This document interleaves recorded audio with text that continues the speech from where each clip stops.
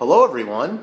Welcome to the All-American Mallard. This is Brandon, and this is a vlog series on my life as I get to post updates on my current adventures that I'm having, which right now includes being able to drive across the country as a new truck driver.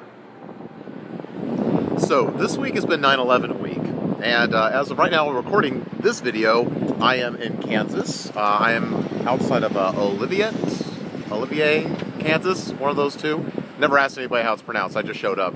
But I am staying here at the, I don't know if you can see it, it's the Wyatt Earp Inn. So, yeah, I don't know, you might have to, those of you with the ability might have to zoom in for that one, but, or you can just take my word for it. Here it is, standing strong and alone, but not entirely alone, because I got Buffalo Bill next to me. Well, you know, at least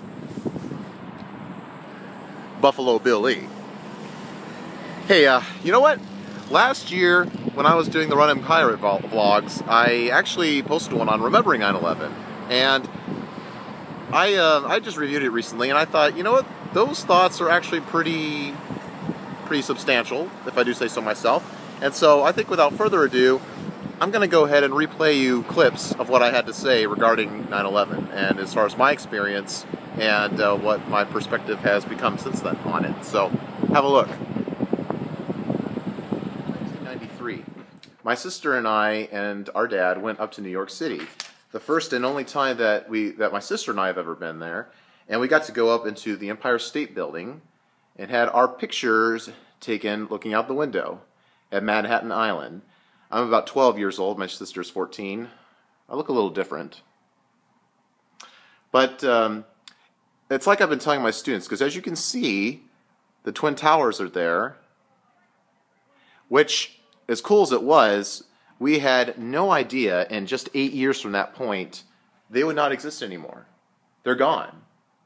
So I've been telling my students today in the last couple of days that whenever you go someplace like a national monument or a museum or a national park, anywhere of significance, you know, don't be afraid to use your cameras and to snapshot those moments. Capture them, because they're important, and you never may realize until a few years from now just how significant they really are. That's not just a family memory now. It's actually history, frozen in time. And so the other thing I wanted to talk about is my actual 9/11 experience with you. Let's see, I was 20 years old at the time. I was stationed on Okinawa, Japan. I was a private first class in the Marine Corps, and that was before I became a pirate captain.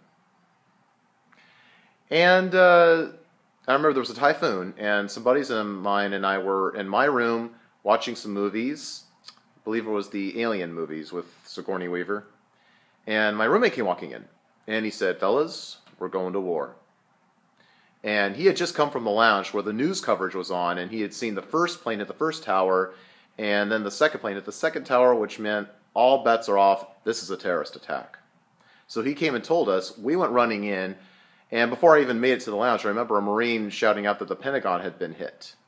And so we were just watching this coverage of DC and New York, completely dumbfounded, enraged, upset, and security got amped up. I actually was on camp guard for a little while after that, and but I just remember, you know, even if I wasn't in the U.S., I'm sure if we'd seen signs of Uncle Sam saying, "I want you to join the armed forces," nobody would have been ridiculing them, because the spirit was just that high at that time. And you know, even though I wouldn't have shared it at the time because it was a little awkward too, I was also afraid. I was scared. And the reason is because it wasn't as much about losing my life as much as everything was happening so suddenly, I just didn't know if I was ready. So I called a gunnery sergeant that was in charge of a men's group I was frequenting at the time. I've since lost contact with him, but he told me 3 things. 1, check my heart. 2, get all my priorities in order, make sure everything's done to the best of my ability, and to let everybody in my life know that I love them. You know, particularly back home, all my friends and family. And so, having done all those 3, just let God take care of the rest. And so this weekend, if you're going into it feeling down, or if you're going through a hard time, or especially if you're grieving, or if you have some sort of a depression you're going through, I want to encourage you with the scripture, Jeremiah 29:11. God knows the plans He has for us, plans to prosper and not harm us, but to give us a future and a hope. prosperity doesn't necessarily mean material wealth, but it does mean that if we give our lives to God, He gives us the best possible life than we could ever imagine for ourselves. It doesn't mean it's easy. It does mean it's still hard. We still go through the hard times. We're still imperfect people. But we allow God to take control. And when we do that, we have the guarantee of a future and a hope.